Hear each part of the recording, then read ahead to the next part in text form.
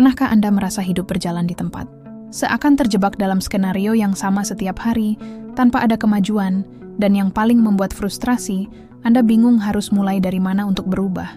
Mungkin Anda sedang melihat media sosial, lalu menyaksikan teman-teman mencapai berbagai hal. Karier yang meroket, hubungan yang tampak sempurna, atau liburan impian, dan suara kecil di kepala Anda mulai membanding-bandingkan, membuat Anda merasa tertinggal. Atau mungkin Anda memiliki mimpi besar yang terpendam, sebuah visi tentang ingin menjadi orang seperti apa. Tapi mimpi itu terasa begitu jauh, hingga Anda tidak berani mengambil langkah pertama. Perasaan stagnan, tidak puas, dan bingung ini sebetulnya adalah pengalaman yang sangat manusiawi.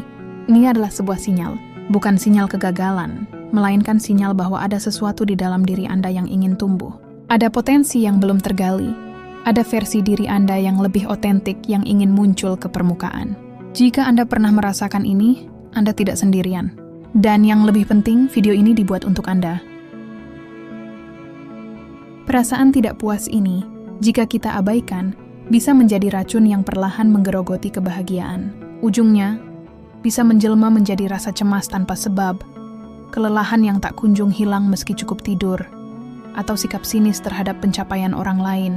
Ini membuat kita hidup dalam mode autopilot, menjalankan rutinitas tanpa semangat, sekadar bertahan alih-alih benar-benar hidup. Kita jadi percaya bahwa memang beginilah takdirnya, bahwa kita terjebak di pekerjaan yang tidak kita sukai, hubungan yang tidak memuaskan, atau citra diri yang tidak kita kenali. Kita mulai berpikir bahwa potensi terbaik kita hanyalah fantasi, sesuatu yang hanya untuk orang-orang beruntung. Rasa akibat ketidakselarasan antara diri kita saat ini dengan diri kita yang seharusnya merupakan salah satu psikologis umum. Rasanya seperti terasing dari diri sendiri. Ironisnya, semakin kita mencoba mengabaikan perasaan ini, semakin kencang ia berteriak di tengah keheningan, meminta untuk didengarkan. Kita mungkin mencoba membungkamnya dengan berbagai distraksi. Menonton serial tanpa henti, scrolling tanpa tujuan. Tapi di lubuk hati, kita tahu ada yang kurang. Ada panggilan untuk kembali ke diri kita yang sejati. Namun, bagaimana jika ada cara untuk keluar dari siklus ini?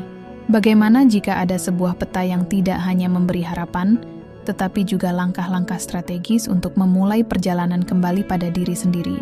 Dalam psikologi, ada satu pendekatan namanya psikologi humanistik. Pendekatan ini lahir sebagai respons terhadap pandangan psikologi yang lebih pesimis, yang seringkali hanya fokus pada apa yang salah atau rusak dalam diri manusia. Sebaliknya, psikologi humanistik memandang manusia sebagai individu yang pada dasarnya baik, memiliki kebebasan memilih, dan yang terpenting, mempunyai dorongan bawaan untuk tumbuh menjadi versi terbaik dari dirinya. Para pelopornya, seperti Abraham Maslow dan Carl Rogers, percaya bahwa di dalam diri setiap orang, tidak peduli seberapa dalam ia merasa tersesat, terdapat sumber daya yang luar biasa untuk memahami dan mengembangkan diri. Ini bukan tentang memperbaiki diri Anda, karena Anda tidak rusak. Ini tentang menemukan dan membuka potensi diri. Di video ini, kita tidak akan sekadar membahas teori yang rumit. Kita akan membedah esensi psikologi humanistik menjadi 3 fondasi praktis yang bisa Anda mulai terapkan kapan saja untuk membuka potensi Anda dan memulai perjalanan menjadi versi terbaik dari diri Anda. Jadi, bagaimana cara keluar dari jebakan ini dan mulai membangun hidup yang selaras dengan diri kita yang paling otentik? Jawabannya ada di 3 pilar ini. Kenali diri Anda secara otentik, terima diri Anda tanpa syarat, dan bergerak menuju aktualisasi diri. Mari kita bedah satu persatu.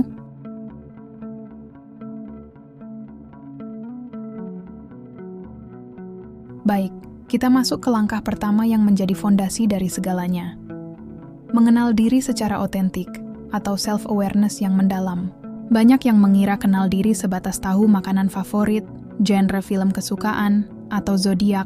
Namun yang kita maksud di sini jauh lebih dalam dari itu. Ini adalah proses investigasi yang jujur dan berani ke dalam dunia batin kita. Analoginya, bayangkan Anda ingin membangun rumah impian tetapi tidak memiliki denah atau cetak biru. Anda bisa saja mulai menumpuk bata, tetapi tanpa pemahaman struktur, rumah itu akan rapuh dan akhirnya runtuh. Mengenal diri adalah proses menggambar cetak biru tersebut. Tanpa kesadaran diri, kita hidup berdasarkan naskah yang ditulis orang lain. Entah itu harapan orang tua, tekanan teman, atau tren di masyarakat. Kita membuat pilihan-pilihan besar dalam hidup, memilih jurusan, pasangan, Karir, berdasarkan apa yang seharusnya kita lakukan, bukan apa yang benar-benar selaras dengan jiwa kita. Hasilnya adalah perasaan hampa dan tidak otentik yang kita bahas di awal. Itu yang kita menjadi aktor dalam film orang lain, bukan sutradara dalam film kita sendiri. Jadi, bagaimana kita memulai proses penemuan diri ini? Ada dua hal penting yang perlu kita bedah. Mengidentifikasi nilai-nilai inti, core values, dan memahami kekuatan serta kelemahan kita. Pertama, nilai-nilai inti. Anggap ini sebagai kompas batin Anda. Inilah prinsip pemandu paling mendasar dalam hidup Anda. Jawaban dari pertanyaan, apa yang sesungguhnya paling penting bagi saya? Bukan kata orang lain, tetapi kata hati Anda. Nilai itu bisa berupa kebebasan, keamanan, kejujuran, kreativitas, petualangan, pengabdian, atau pertumbuhan. Hidup yang selaras dengan nilai-nilai Anda akan terasa penuh makna.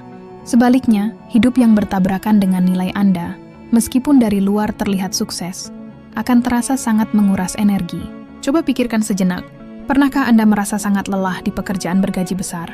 Mungkin karena pekerjaan itu menuntut kompetisi terus-menerus, padahal nilai Anda adalah kolaborasi. Sebaliknya, pernahkah Anda sangat bersemangat mengerjakan proyek sukarela tanpa dibayar?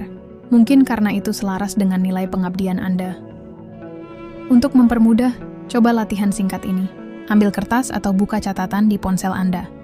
Dari daftar kata berikut, lingkari 5 hingga 10 kata yang paling menggambarkan diri Anda.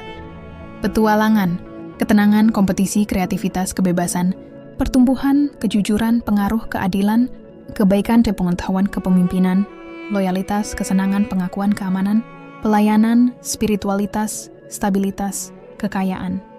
Sudah? Sekarang coba urutkan dari yang paling penting.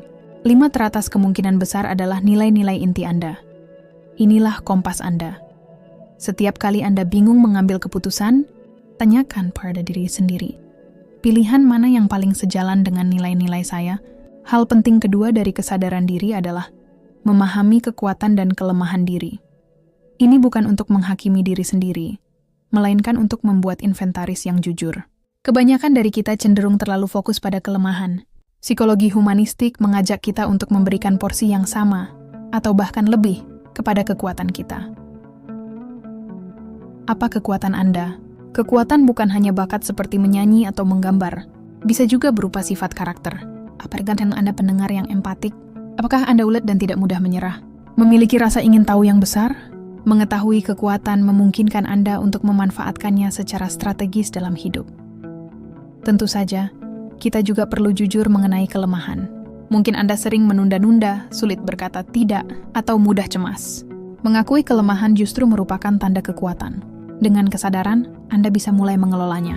Jika Anda tahu ini sering menunda, Anda bisa belajar teknik manajemen waktu. Jika sulit berkata tidak, Anda bisa berlatih menetapkan batasan. Mengenal diri adalah perjalanan seumur hidup. Namun dengan memegang kompas nilai dan peta kekuatan kelemahan ini, Anda tidak akan lagi berlayar tanpa arah. Anda memiliki fondasi kokoh untuk membangun hidup yang tidak hanya terlihat bagus, tetapi juga terasa tepat di hati.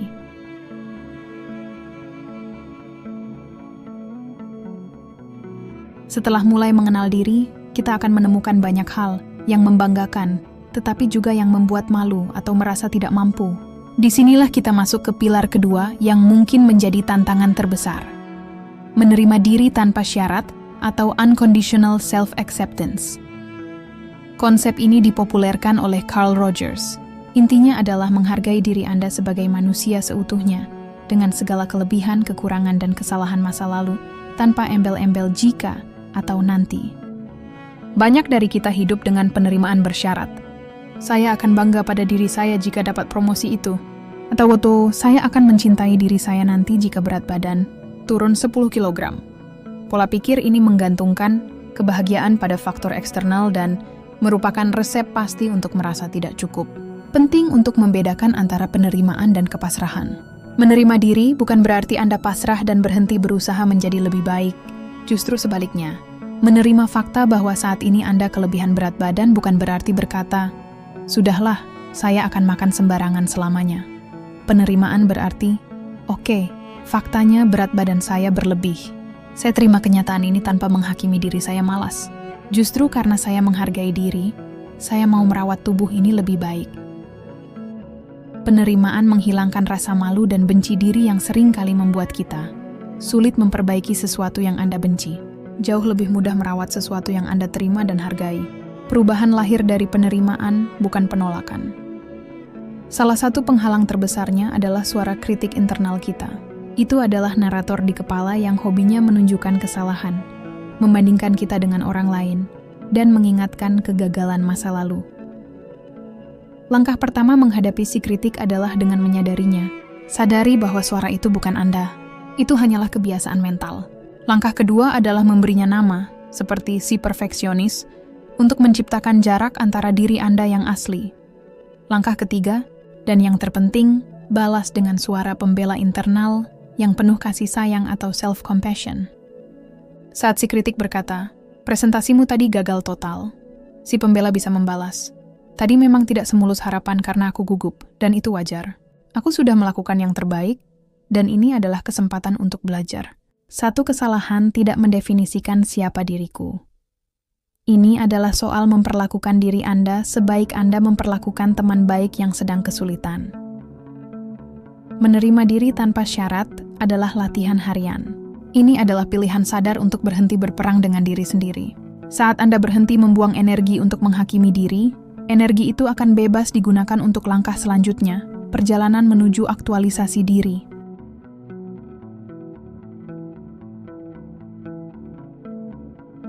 Setelah memiliki fondasi kesadaran diri dan berlatih menerima diri, kita siap untuk pilar ketiga, aktualisasi diri.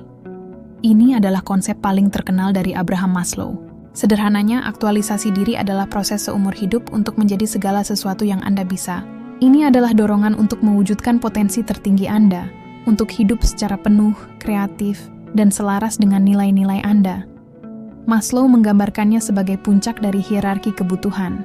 Setelah kebutuhan dasar seperti fisik, rasa aman, cinta, dan penghargaan terpenuhi, kita dapat fokus pada puncak piramida, aktualisasi diri. Namun, ini bukan proses yang kaku. Anda tidak perlu menunggu semuanya sempurna untuk memulai. Justru, tindakan kecil menuju aktualisasi diri dapat membantu memenuhi kebutuhan di tingkat bawahnya. Seperti apa ciri orang yang sedang dalam perjalanan aktualisasi diri?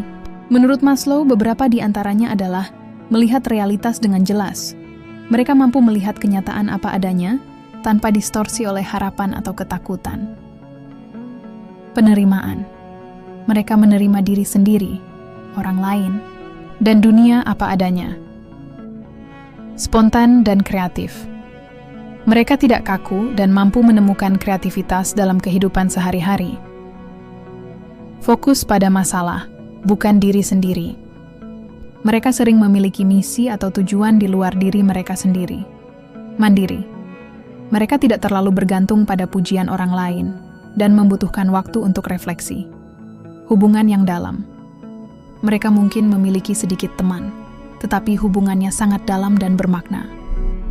Pengalaman puncak, peak experiences. Mereka sering mengalami momen takjub, bahagia, dan merasa menyatu dengan semesta. Poin terpentingnya adalah aktualisasi diri adalah perjalanannya, bukan tujuannya. Ini bukan status yang Anda capai lalu selesai, melainkan sebuah proses dan arah. Keindahan dan maknanya terletak di dalam proses itu sendiri. Lalu, bagaimana cara praktis memulai perjalanan ini? Tetapkan tujuan yang bermakna. Berdasarkan nilai-nilai inti Anda, pilar 1, ciptakan tujuan yang selaras. Jika nilai Anda adalah pertumbuhan, tujuannya bisa berupa membaca satu buku non-fiksi. Keluar dari zona nyaman, miliki growth mindset, yaitu keyakinan bahwa kemampuan dapat dikembangkan. Lihat tantangan sebagai peluang belajar. Setiap kali Anda melangkah keluar dari zona nyaman Anda akan meluas. Jujur pada diri sendiri. Dengarkan intuisi Anda. Berhenti mengatakan, ya saat hati Anda berkata, tidak. Ambil tanggung jawab. Penuh, berhenti menyalahkan keadaan atau orang lain. Psikologi humanistik menekankan kebebasan kita memilih respons. Mengambil tanggung jawab adalah mengakui kekuatan Anda untuk membuat pilihan yang berbeda ke depannya. Ekspresikan kreativitas Anda. Kreativitas bukan hanya seni. Itu bisa berupa cara Anda memecahkan masalah, mendekorasi kamar, atau memasak. Luangkan waktu untuk aktivitas yang membuat Anda lupa waktu.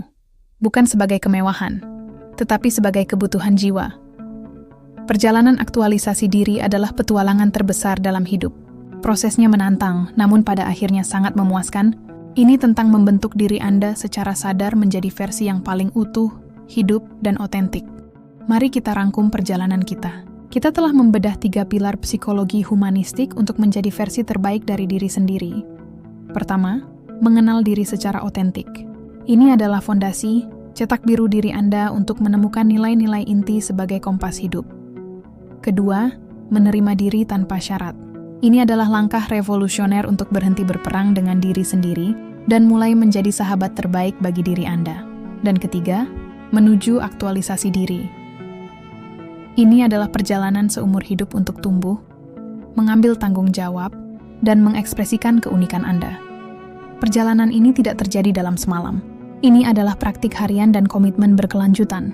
Akan ada hari baik dan hari di mana Anda merasa mundur, dan itu tidak apa-apa. Ingat pilar kedua, terima prosesnya.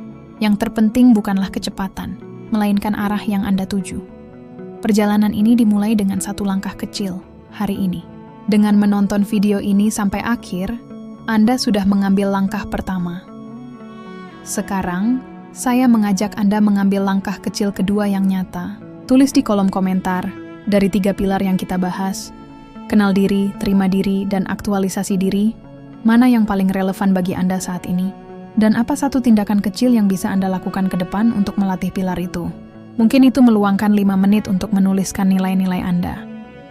Mungkin membatalkan satu janji yang sebetulnya tidak Anda inginkan, atau mungkin akhirnya mendaftar ke kelas yang sudah lama Anda incar. Dengan menuliskannya, Anda membuatnya nyata. Dengan membagikannya, Anda menginspirasi orang lain. Ingat, potensi Anda jauh lebih besar dari yang Anda duga. Dorongan untuk menjadi utuh sudah ada di dalam diri Anda. Tugas Anda adalah menyingkirkan apapun yang menghalanginya. Anda adalah arsitek, seniman, dan pahlawan dari cerita Anda sendiri. Mulailah membangun, melukis, dan menjalani kepahlawanan itu, satu pilihan sadar pada satu waktu. Jika video ini bermanfaat dan memberi Anda harapan atau wawasan baru, jangan lupa tekan tombol like dan subscribe. Dengan begitu, kita bisa terus belajar dan tumbuh bersama. Terima kasih sudah meluangkan waktu Anda. Teruslah mencari, teruslah tumbuh, dan jadilah versi terbaik dari diri Anda.